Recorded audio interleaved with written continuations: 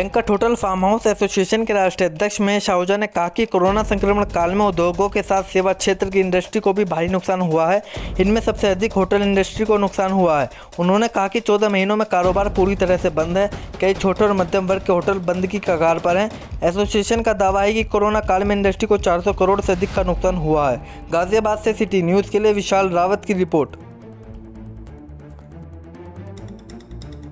मैं Mahesh Kumar Ahuja, industry and traders welfare association का राष्ट्रीय अध्यक्ष हूँ और गाजियाबाद में जितने भी banquet hall, farm house, hotel हैं उससे संबंधित हमारा industry and trader welfare association से संबंधित एक अलग से एसोसिएशन बनी हुई है जो इसको देखती है, फार्म हाउस, बैंक्वेट हॉल और होटल को।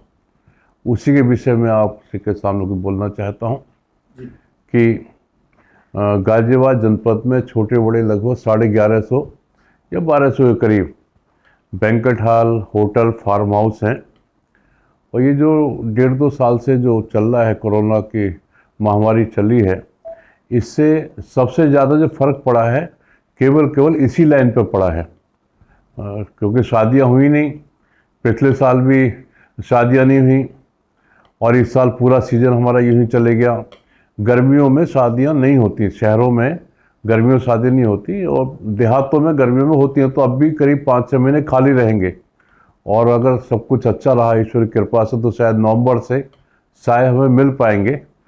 तो इससे बहुत बड़ी हानि हमारे इस लाइन को हुई है और इससे बहुत से ऐसे लोग जुड़े हुए हैं जो कि बहुत ही गरीब लोग हैं, जो खुद जो कहते हैं ना कि हाथ के हाथ कुआं खोदना, हाथ के हाथ पानी पीना, जैसे बैंड वाले हैं, बग्गी वाले हैं, वेटर हैं, हलवाई हैं और बहुत से इससे जुड़े हुए लोग हैं, वो सब बेरोज़गार हो गए हैं।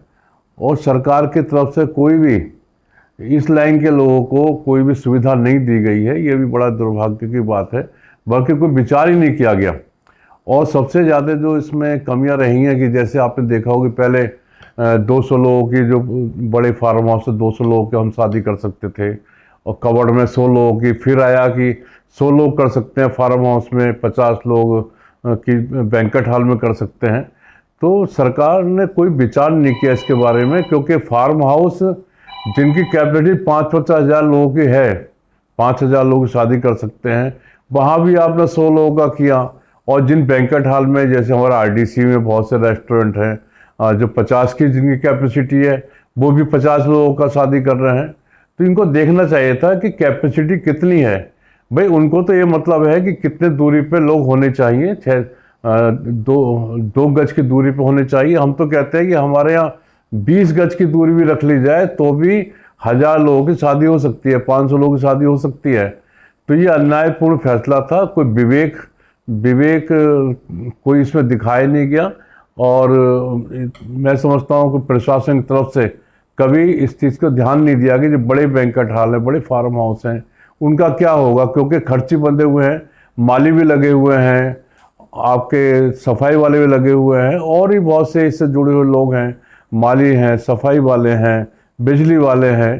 तो उनकी तनख्वाह भी देनी है, हर महीने बैंक्वेट हॉल को, फार्म हाउस को मेंटेन भी रखना है।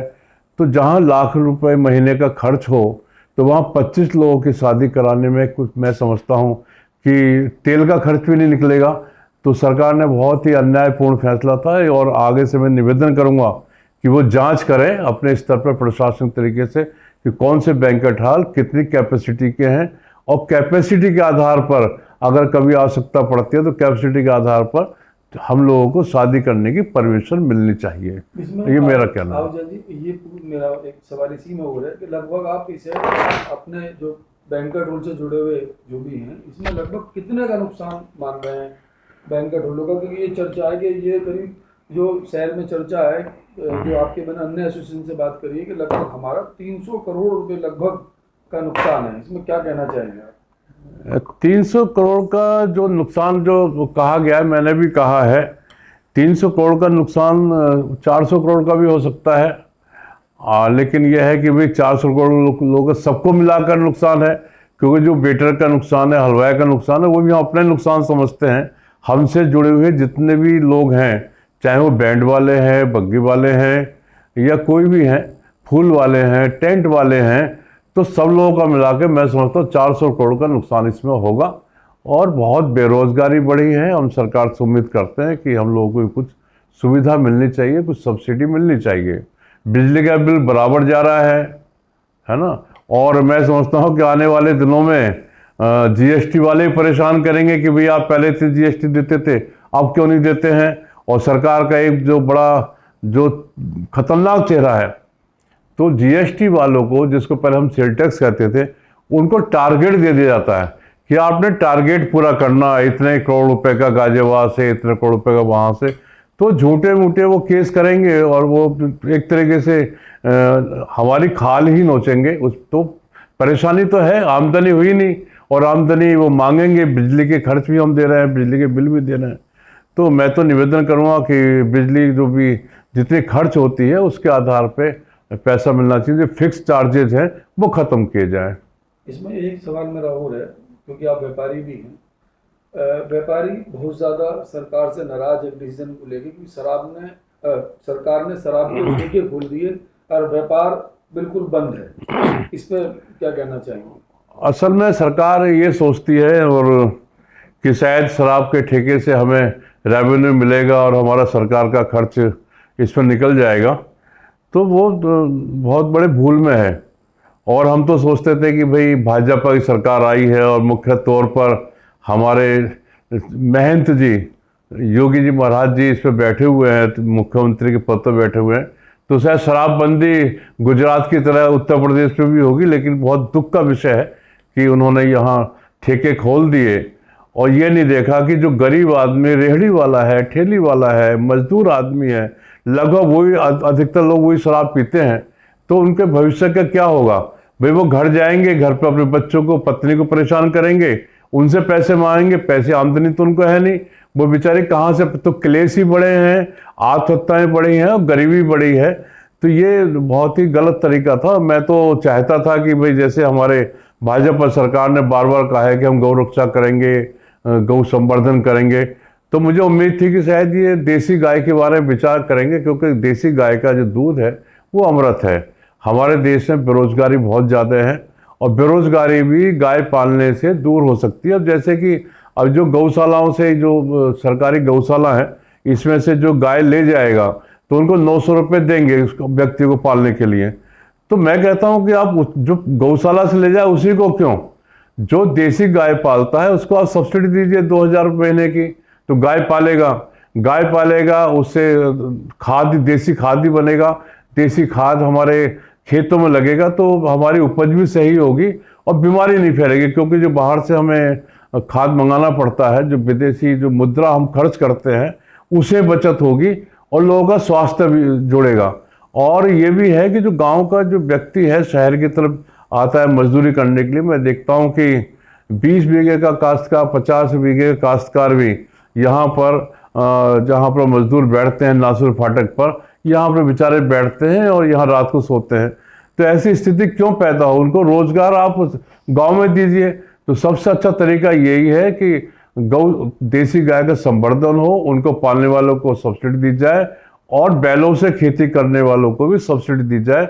ऐसी हमने कई बार अखिल भारतीय सर्वदलीय गोरक्षा महाभियान समिति का मैं प्रदेश अध्यक्ष हूँ, उसकी तरफ से डिमांड की है, लेकिन उस पर कोई विचार नहीं किया गया। जो गौशालाएं लोग व्यक्तिगत रूप से चला रहे हैं वो तो उनकी स्थिति ठीक है, लेकिन जो सरकार की तरफ से गौशाला चल रही है, आप देखेंगे कि गाय जख्मी पड़ी हुई है, उनके कौवे नोच रहे हैं, कुत्ते उनके बीच में उनको काट रहे हैं, कोई, क्योंकि उनके अंदर जो पालने वाले हैं उनकी आस्था जुड़ी हुई नहीं है, उनको तनख्वाह पे रखा हुआ है। तो जब तक हम आस्था के साथ उसकी सेवा नहीं करेंगे तो गाय बच नहीं सकती। तो सरकार ये उन्होंने अपनी तरफ से जो गौशालाएं खोली है सरकारी, इसको ना खोलकर किसानों को सब्सिडी दे। जो लोग देसी गाय पाले, जो लोग खेती करें, उनको सब्सिडी दे, तो उसमें डीजल की बचत भी होगी, हमारा पैसा विदेश में कम जाएगा, बेरोजगारी भी कम होगी और हमें शुद्ध दूध भी मिलेगा। जो देसी गाय का दूध अमृत के समान होता है, हमारे देश के लोगों का स्वास्थ्य भी अच्छा बनेगा। ये मेरी यहाँ मुख्यमंत्री से, प्रधानमंत्री से निवेदन है, कृपया इस पर ध्यान दें। शराब बेचने से कोई भला होने वाला नहीं है। अलीगढ़ में आपके ठेकों से ही वो तो अखबार में 70 लोग दिए हैं, लेकिन हमारे जो वहाँ लोग हैं, पार्टी के लोग हैं, व्यापारी लोग हैं, वो बताते हैं सैकड़ों लोग वहाँ मरे हैं। तो मैं उस बीच में तो नहीं जाना चाहता, मैं ये भी नहीं चाहता कि झूठ बोलो या भय व्याप्त हो। तो लेकिन मैं तो अखबार के हिसाब से कह रहा हूँ कि सरकारी ठेकों पर ही जो शराब बिकती है उससे पीकर 70 लोग मर गए, तो ये बहुत बड़ी जनहानि है, बहुत बड़ा अन्याय है। सरकार को इस पर ध्यान देना चाहिए। जो कुकुर मुत्तों की तरह इन्होंने ठेके खोल दिए हैं, ना ये देखा कि वहाँ पर स्कूल हैं, ना ये देखा कि वहाँ धार्मिक स्थल है, ना ये देखा कि वहाँ शादी ब्याह होते हैं, बैंक्वेट हॉल है। मेरे बाहर भी 3 इन्होंने शराब के ठेके खोल दिए हैं, और यहाँ से 500 मीटर के आगे खुला हुआ है, 200 मीटर के आगे खुला हुआ है, और 250 मीटर के आगे एक ठेका खुला हुआ है। यहाँ पर लैंडक्राफ्ट जो सोसाइटी है जहाँ पर कई हजार लोग रहते हैं, उसके गेट बिल्कुल बराबर में है। तो इससे क्या संदेश देना चाहते हैं मुख्यमंत्री जी, ये सरकार प्रशासन क्या संदेश देना चाहती है? क्या शराब के ठेकों से पूर्ति हो जाएगी? क्या हमारा धर्म ये सिखाता है कि नशे से कोई देश बढ़ सकता है? कोई देश नशे से नहीं बढ़ सकता, और गलत चीज बेचकर आप देश की उन्नति नहीं कर सकते, सह बरकत नहीं आ सकती है। निश्चित बात है, निश्चित जान लें, जब तक सुख शांति नहीं होगी तब तक देश में खुशहाली को कह ही नहीं सकते। और शराब बेच कर खुशहाली बिल्कुल नहीं हो सकती, सुख शांति बिल्कुल नहीं आ सकती। जहां सुख शांति नहीं है वहां खुशहाली नहीं है।